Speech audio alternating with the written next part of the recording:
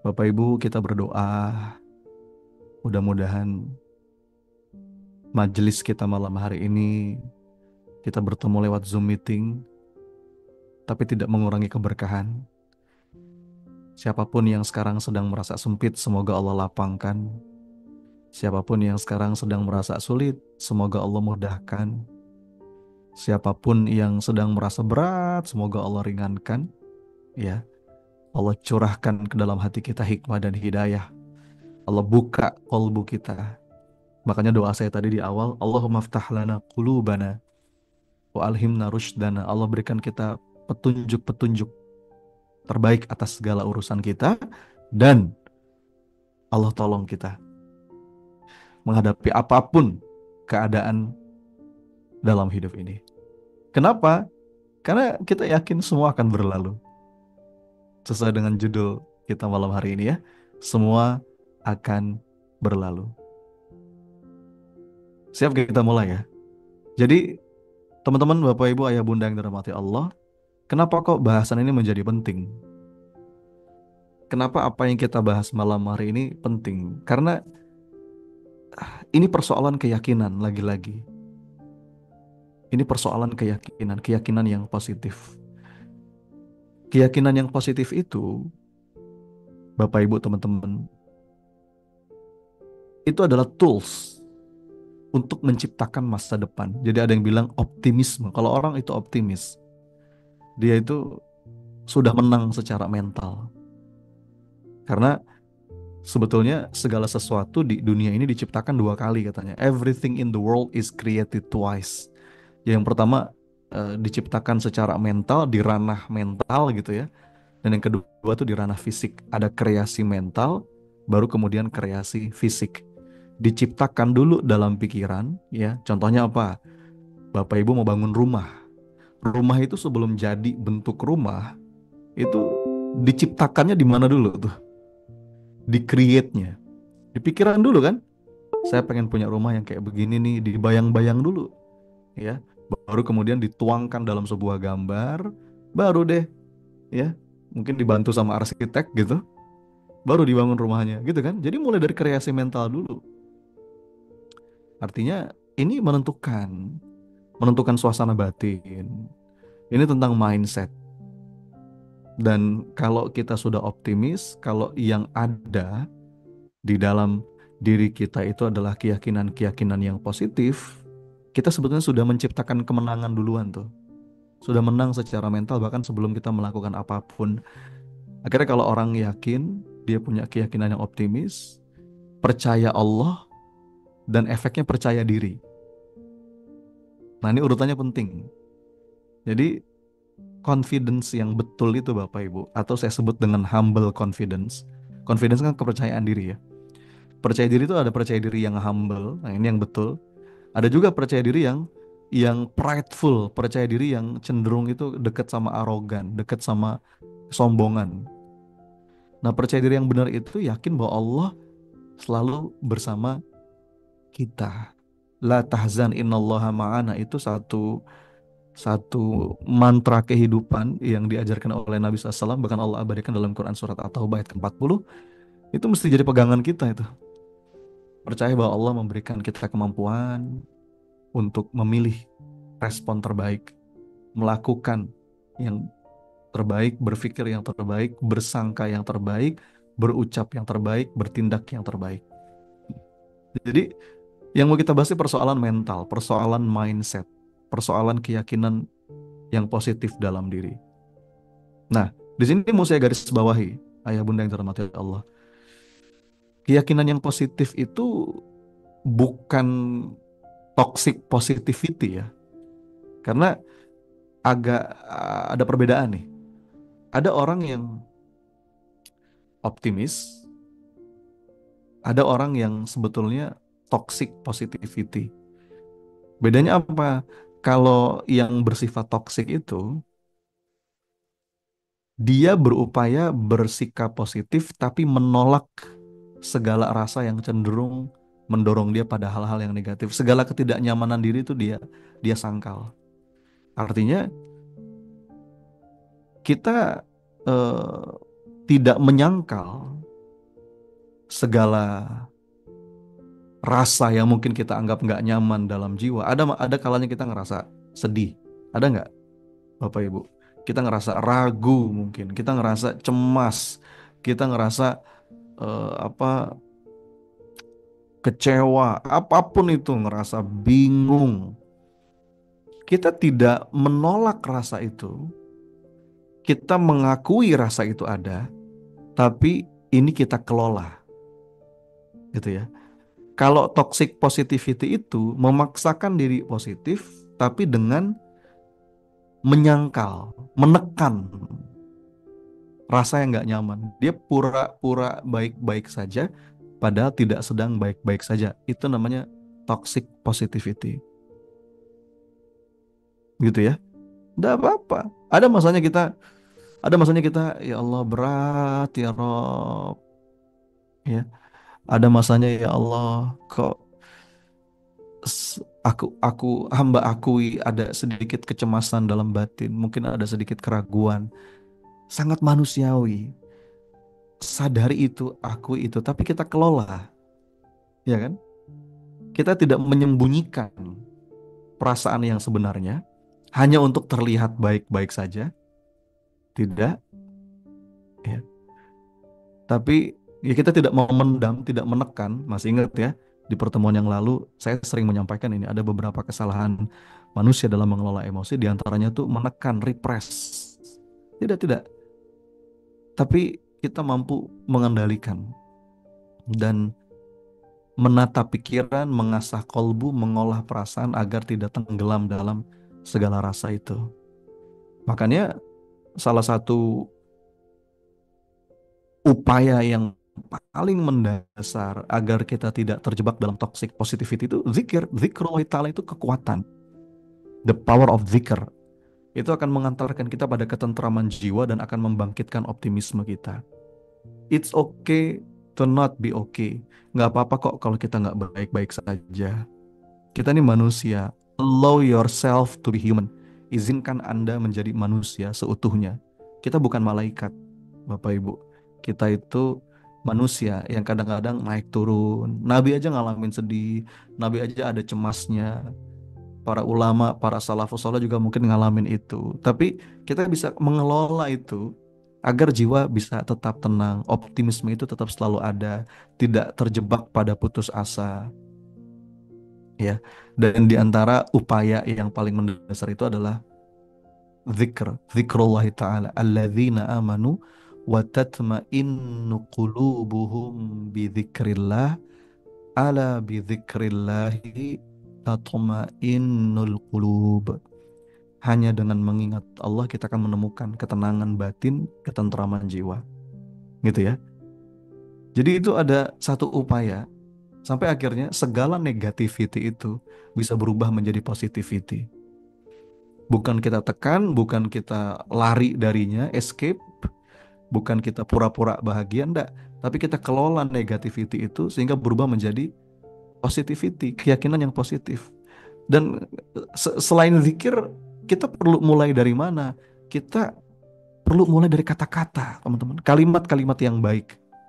Hati-hati dengan apa yang kita ucapkan, terutama dalam keadaan berat, dalam keadaan susah. Karena sebetulnya apa yang kita ucapkan seringkali itu cerminan dari apa-apa yang ada di dalam diri. Betul nggak? Ya, apa yang kita ucapkan itu sebetulnya hanyalah refleksi apa-apa yang ada dalam jiwa. Makanya Rasulullah itu sampai kagum dengan kalimat-kalimat yang baik. Kata Nabi, wa yu'jibuni al-fa'al. Aku sangat mengagumi al-fa'al. Lalu sahabat bertanya, ya Rasulullah, apa itu al-fa'al? Rasulullah menjawab, al-fa'al itu adalah kalimatun thayyibah. Kalimat-kalimat yang baik. Bahkan dalam keadaan berat, dalam keadaan sulit, dalam keadaan susah mungkin, dalam keadaan kehilangan sesuatu, ya, dalam keadaan kecewa, gitu kan? Kita tetap berupaya yang keluar dari lisan itu kata-kata yang baik, kalimat-kalimat yang baik, ya. Dalam keadaan mungkin nggak ada jalan sama sekali di depan, sedangkan ancaman di belakang tuh semakin dekat. Dalam keadaan kita udah nggak punya lagi tempat untuk bercerita, untuk meminta pertolongan dalam arti makhluk di sini gitu ya. Tapi kita yakin kita masih punya Allah. Kalimat yang keluar dari lisannya itu tetap kalimat-kalimat yang baik, bukan umpatan, bukan lagi sampai mengutuk takdir. Nah, itu udah kalah tuh sama setan. Makanya Rasulullah sangat yang dalam keadaan seperti apapun yang keluar dari lisannya itu adalah kalimat-kalimat yang baik, ya. Masih ingat nggak materi terakhir tuh kemarin tentang suara dalam diri? Nah, kadang-kadang kan suara itu yang muncul negatif, tapi kita bisa convert itu, kita bisa kelola itu tetap yang keluar jadi yang positif. Karena kalimat yang baik itu berasal dari prasangka yang baik. Kalimat yang baik berasal dari prasangka yang baik.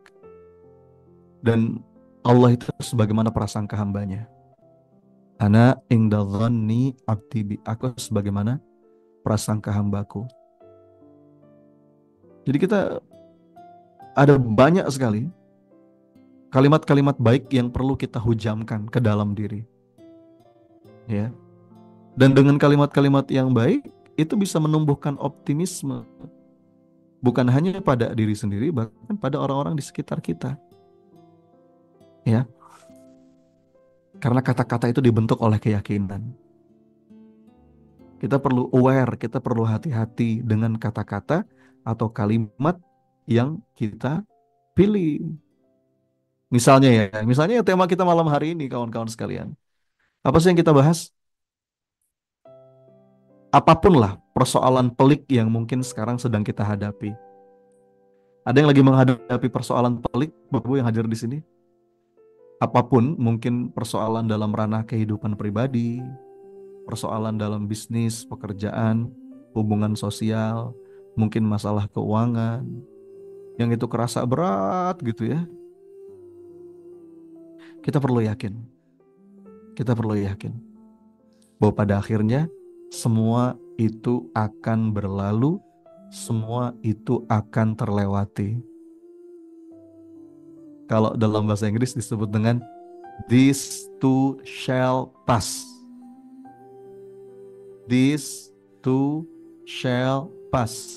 Ini juga akan berlalu. Ini juga akan kita lewati. Nah itu install terus tuh, Bapak Ibu. Masuk tuh, hujamkan ke dalam diri tuh kalimat itu, kata-kata itu. Bahwa kita perlu meyakini bahwa pada akhirnya semua itu supaya apa? Supaya lagi kan. Nah, ini penting nih, keyakinan ini penting supaya kita nggak kehilangan semangat, nggak kehilangan energi. Makanya salah satu mantra kehidupan agar kita menemukan kebahagiaan, agar kita menemukan kelapangan dada, energi itu tetap terjaga. Apa mantra kehidupannya? Semua akan berlalu. Semua pasti akan berlalu, semua akan terlewati. Ini juga akan berlalu. Yang kita sekarang sedang hadapi ini akan berlalu. These too shall pass. Nah, tuh. Apa? These too shall pass. Ini juga akan berlalu. Ini akan bisa kita lewati. Oke, Bapak Ibu, camkan baik-baik gitu. Hujamkan keyakinan itu. Ini juga akan berlalu. Sebagaimana yang lain juga berlalu, semua akan berlalu, semua akan terlewati.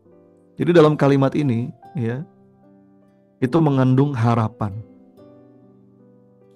Dalam kalimat ini mengandung keyakinan. Terutama ketika menghadapi masa-masa yang berat dan masa-masa yang sulit dalam hidup. Kita berupaya menghadirkan sebuah belief dalam diri bahwa Allah akan nolong kita dari kesulitan yang mungkin saat ini sedang kita hadapi. Dan kita yakin bahwa apapun itu nggak akan melampaui kesanggupan kita. Nggak mungkin kita dihadapkan dengan sebuah persoalan yang kita nggak mampu. Nggak, Allah tahu kita mampu. Ya. Jadi saya katakan tadi ini salah satu mantra kehidupan nih Bapak Ibu teman-teman. Ya apa ya, mantra tuh apa ya? Itu istilah aja. Mantra tuh kayak kata-kata, kayak kalimat yang ini bisa terus kita ulang-ulang.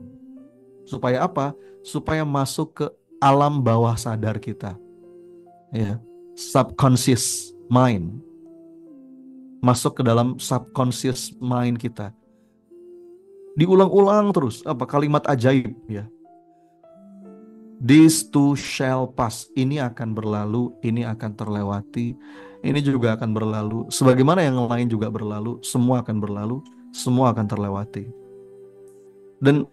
Dan hati-hati ya, kalimat-kalimat itu kan tanpa kita sadari, dia akan memimpin hidup kita gitu.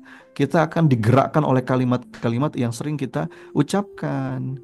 Kalau yang kita apa? Kalau yang kita ngomong, ah ini hancur nih, aduh hancur nih, udah nih habis nih, wah kalah nih, wah habis nih. Kalau itu terus yang kita omongin, akhirnya apa? Akhirnya apa? Ya apa? Itu yang kejadian. Pygmalion effect, ya, self-fulfilling prophecy. Makanya ini penting. Kalau yang kita ucapkan kalimat-kalimat baik, maka tanpa kita sadari kita akan dituntun. Kalimat-kalimat itu akan memimpin hidup kita. Hadir yang namanya optimisme, bahkan dalam situasi apapun. Semua akan berlalu.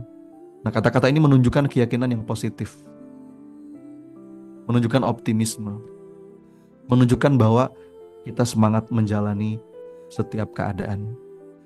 Misalnya tadi tuh, apa? Kita saat menghadapi kesulitan, apapun judulnya, ya. Terus kita mengatakan, oke, ini akan berlalu. This too shall pass.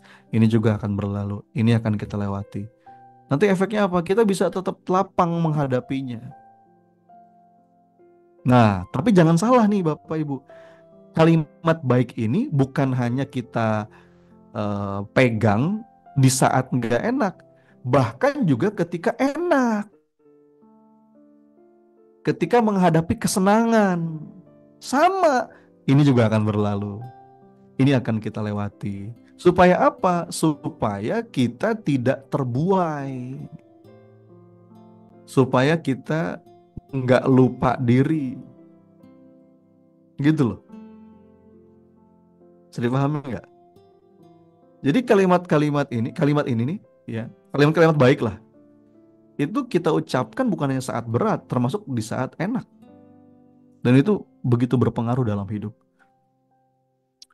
Kalimat-kalimat baik itu bisa kita ambil dari Quran, bisa kita ambil dari pesan-pesan Nabi SAW, dari para sahabat, dari para ulama, dari orang-orang bijak, bahkan dari siapapun. Jika itu baik bisa kita ambil dari siapapun, dari orang-orang besar, tokoh-tokoh dunia, walaupun mungkin beda akidah, tapi kalau kalimatnya baik bisa kita ambil. Kata para ulama, al-hikmah dhalatul mu'min. Hikmah itu adalah barang hilangnya orang-orang beriman. Di mana saja kita menemukannya, ambil jika itu kebaikan. Jadi kita bisa belajar dari siapapun. Nah, dalam Quran itu, teman-teman, Bapak Ibu, dalam Quran ada banyak sekali kalimat-kalimat baik, kalimatun thayyibah yang Allah abadikan dalam Quran, dan itu kisah-kisah dari para nabi, para kekasih Allah, ya. Jadi kita coba learn from the best. Contohnya apa? Nabi Musa alaihissalam. Ada kalimat dari Nabi Musa yang keren banget, Bapak Ibu. Ketika beliau dalam keadaan terdesak, ya enggak? Ini di Quran surat Asy-Syu'ara nih. Quran surat Asy-Syu'ara mulai dari ayat 60 sampai 63 tuh. Nanti kalau Bapak Ibu di sebelahnya ada mushaf, ada Quran, atau di handphonenya ada Quran, boleh dibuka. Itu keren banget itu. Dikejar Fir'aun, ya kan? Ternyata nggak ada jalan lagi. Nabi Musa hanya ngikutin aja perintahnya Allah kemana. Di depan itu laut, laut merah, nggak ada jalan lagi. Di belakang tuh Fir'aun makin dekat. Fa'atba'uhum musyrikin falamma tara'al jam'an, mereka sudah saling lihat-melihat. Qala ashabu Musa inna lamudrakun. Semua pengikut-pengikutnya Musa itu panik. Waduh, mati kita Musa, habis kita, terkejar kita, hancur kita. Yang keluar dari lisan para pengikutnya Musa itu udah kalimat-kalimat yang negatif. Tapi kita bisa belajar. Apa itu? Kalimat dari Nabi Musa. Kalla inna ma'iya rabbi sayahdin. Tidak, kita tidak akan tersusul. Kenapa? Karena Allah bersamaku dan Allah akan memberiku petunjuk. Itu keren banget. Padahal jalan belum kelihatan tuh. Hati-hati, apa yang kita sering ucapkan. Kalau kita ngomong, aduh hancur Ustaz, udah habis Ustaz, nggak ada jalan Ustaz. Udah ya itu yang kejadian. Hati-hati dengan pilihan kata kita. Tapi kalau kita belajar dari Nabi Musa, kalla inna ma'iya rabbi sayahdin, Allah akan memberiku petunjuk. Allah bersamaku dan dia akan memberi petunjuk. Tiba-tiba muncul perintah Musa, lemparkan tongkatmu, diilhamkan sama Allah, terbelah itu laut. Anda lihat. Itu kalimatun thayyibah. Apalagi kalimatnya Nabi Yakub ketika sedang sedih kehilangan anaknya Nabi Yusuf bertahun-tahun. Sedihnya diakui, itu nggak bisa dihindari sampai matanya memutih gitu kan. Nah ini hati-hati nih. Jadi kesedihan itu bisa berdampak pada fisik. Itu dalilnya. Nabi Yakub karena saking sedihnya kehilangan anaknya Yusuf alaihissalam itu sampai memutih matanya. Jadi jangan suka mendem persoal kesedihan, kemelut-kemelut batin itu jangan suka disimpan. Yuk kita lepas, ya. Kita lepas. Ayah bunda yang dirahmati Allah. Makanya saya tuh seneng sama pendekatan letting flow terapi. Ada namanya letting flow. Letting flow itu sebuah teknik terapi untuk bisa mengalirkan emosi supaya jiwa kita itu tidak tersumbat. Bapak Ibu. Jiwa kita tuh nggak tersumbat gitu. Karena sebetulnya kalau dalam ilmu energi ya, di ruang kesadaran, apapun namanya lah, kesedihan, kecemasan, trauma, luka batin, itu cuma satu, apa sumbatan jiwa. Ya. Nah, dalam teknik letting flow terapi itu, ini skill teknik yang bisa kita pelajari. Kita akan belajar bagaimana kita mengalirkan emosi itu supaya lepas gitu ya. Pertama kita sadari dulu, kita terima dulu, kita rasakan, kita berusaha mendengar pesannya. Karena setiap luka, setiap kesedihan itu membawa pesan. Kalau kata Maulana Rumi, dengarkan lukamu. Dia membawa pesan. Lalu setelah itu jangan dipendem, jangan dibiarin, kita lepas dan kita serahkan kepada Allah. Itu namanya alur dari letting flow terapi. Dan itu bisa dipelajari teman-teman. Ya. Siapa yang mau ikut belajar? Ayo ikut kelas inner healing. Jadi inner healing itu kita belajar letting flow terapi 30 hari. Saya yang bimbing langsung. Insya Allah. Mulai dari awal Ramadan sampai Lebaran. Totalnya ada 12 sesi. Ya, 12 sesi. Ada 50 audio playlist juga. Nanti kita latihan bareng ya. Ada sesi healingnya bersama-sama. Saya akan bimbing, saya akan pandu. Baik itu secara live maupun nanti saya siapin audio healingnya. Mudah-mudahan selama 30 hari itu cukup untuk kita latihan bareng. Di bulan Ramadan lagi.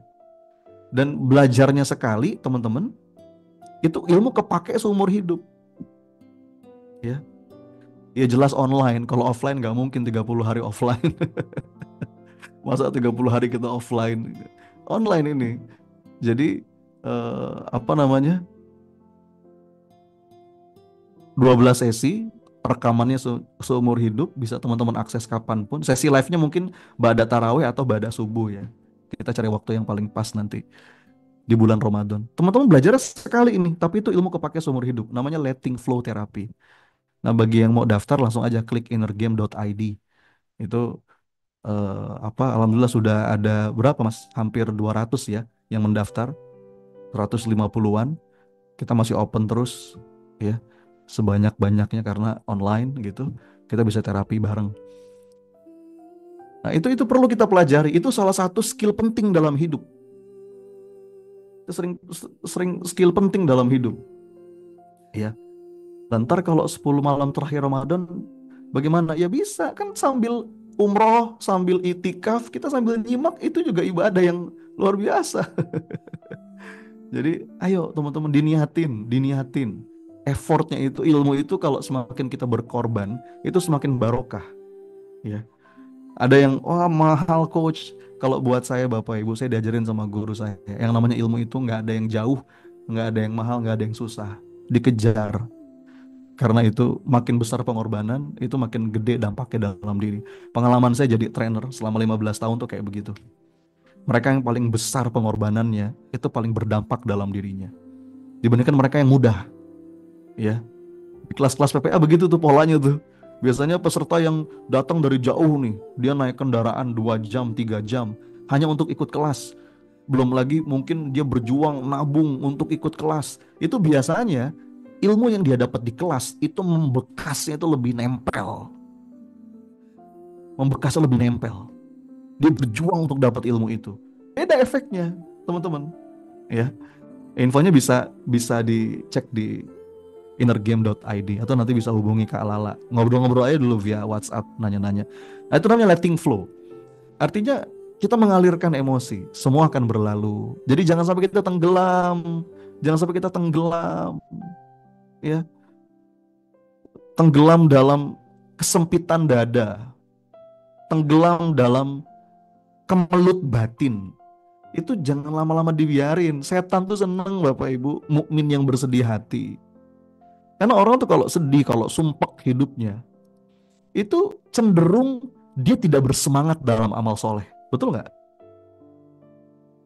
Orang kalau sedih, sumpek, cemas, ya, apapun lah, luka batinnya itu dia simpen terus, ya, banyak kecewa, itu cenderung dia lemah tekad kebaikannya, males ngapa-ngapain. Itulah kenapa setan itu seneng sama mukmin yang sedih, mukmin yang galau, mukanya ditekuk terus, senyum aja susah, ya enggak? Makanya saya tuh nitip Bapak Ibu ya, Anda boleh belajar apapun lah, silahkan. Ikut pelatihan macam-macam, ikut pelatihan bisnis, apalagi ikut belajar ini, belajar itu. Tapi salah satu skill fundamental yang perlu kita kuasai adalah skill self healing. Skill self healing. Itu kepake seumur hidup. Anda belajarnya sekali, kepake seumur hidup. Anda ngadepin apapun, ya, jadi jurus gitu ya. Ketika Anda butuh, ketika Anda butuh apa namanya, ilmu itu dimunculkan, ya kayak jurus aja, tiba-tiba muncul, tiba-tiba hadir tuh.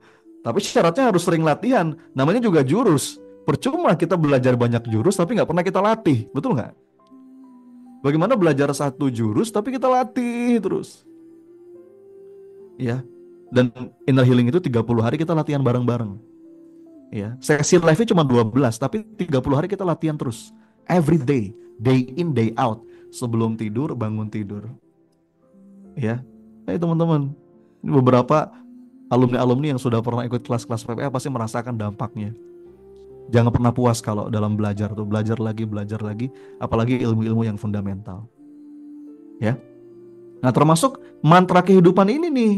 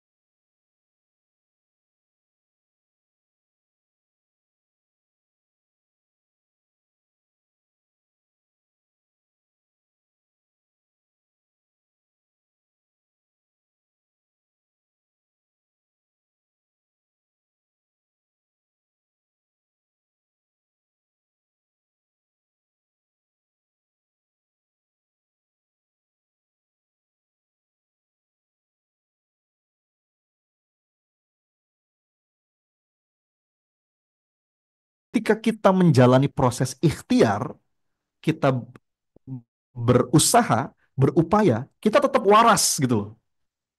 Kita tetap lapang.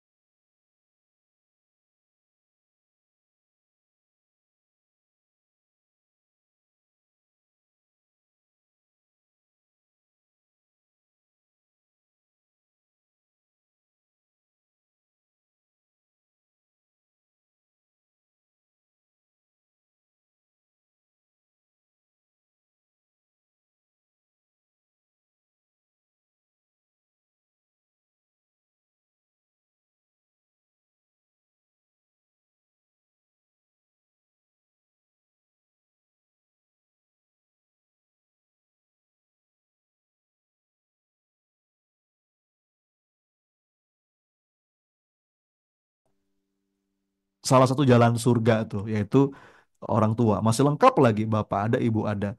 Maka jangan sia-siakan. Kenapa? Karena seringkali kita itu,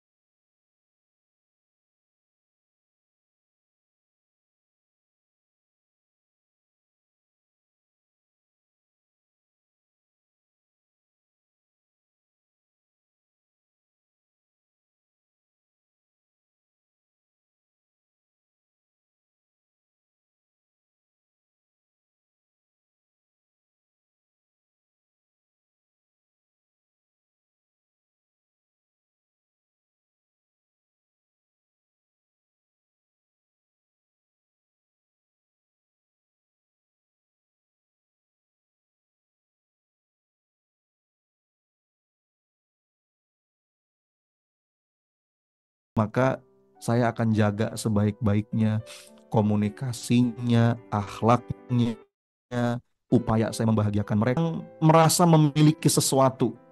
Bapak Ibu lagi punya ini, punya itu, wah lagi punya ketenaran, lagi punya duit banyak, lagi di atas lah, lagi punya aset, ya, lagi punya apa, pokoknya wah lagi enak lah. Kita perlu sadari, this too shall pass. Ini juga akan berlalu. Efeknya apa coba? Efeknya kita nggak melekat akhirnya. Kita nggak melekat. Kita tidak terjebak dengan perasaan memiliki. Hati-hati teman-teman. Ya, salah satu sumber penderitaan itu apa sih? Perasaan memiliki.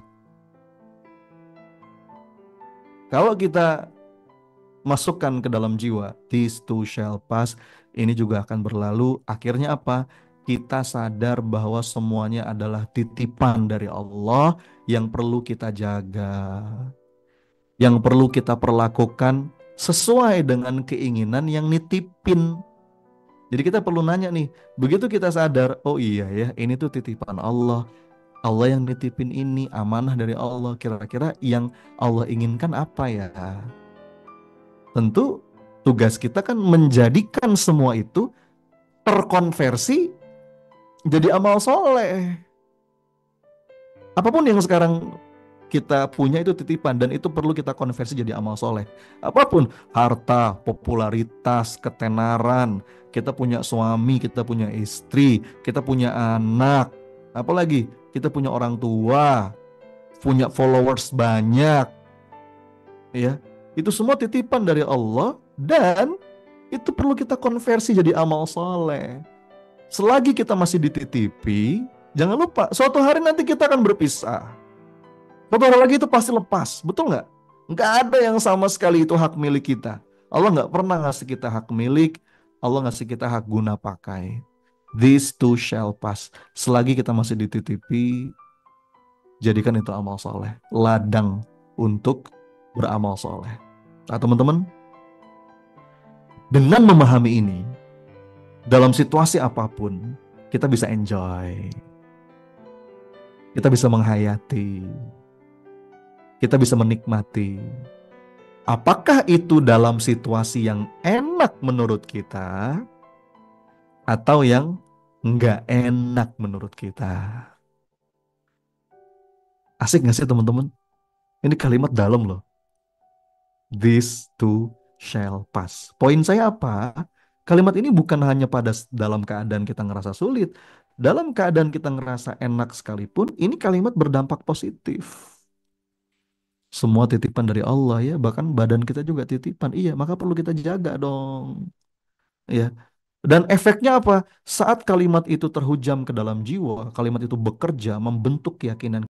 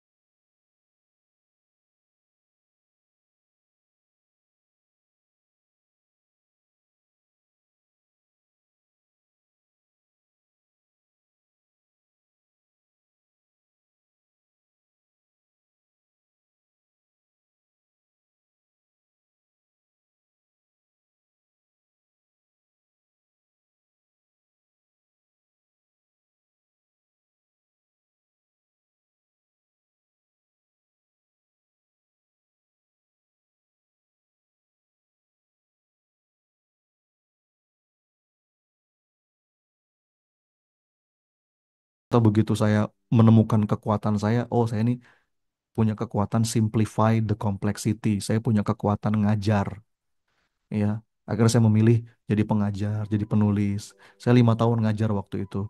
Terus pernah bekerja di perusahaan IO, penyelenggara kelas-kelas pelatihan. Lalu saya merintis perusahaan pengembangan diri ya, PPA itu bareng Mas Randy, Mas Helmi, Mas Dedi. Terus pernah dulu waktu nulis buku pertama menawarkan ke beberapa penerbit, ditolak, nggak laku lah gitu ya. Kalau kita mengenang itu kayaknya enak ya. Tapi saat ngalamin kan juga berat juga gitu. Pernah diremehkan, dulu pernah disepelekan sama orang. Itu kan enak untuk diceritakan. Tapi saat kita mengalaminya, itu nggak mudah. Cuma kalau kita sadar, insya Allah. Kalau lagi ngalamin nih, insya Allah ini akan kita lewati. Setiap proses itu Allah menghargai. Hasilnya pasti yang terbaik. Akhirnya kita mampu menikmati, menghayati segala prosesnya. Begitu pula saat kita ada di atas. Jebakan saat kita di atas apa sih Bapak Ibu? Apa jebakan saat kita di atas? Lupa bersyukur tadi, ignore, nggak menghargai. Kita menganggap remeh apa-apa yang kita miliki saat ini. Seakan-akan ini akan ada di tangan kita selama-lamanya. Tidak, tidak. This too shall pass. Ini akan berlalu. Nah, teman-teman sekalian, itu ya.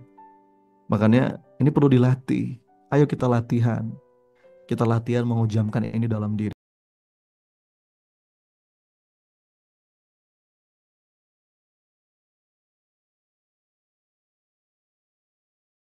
Semua akan berlalu.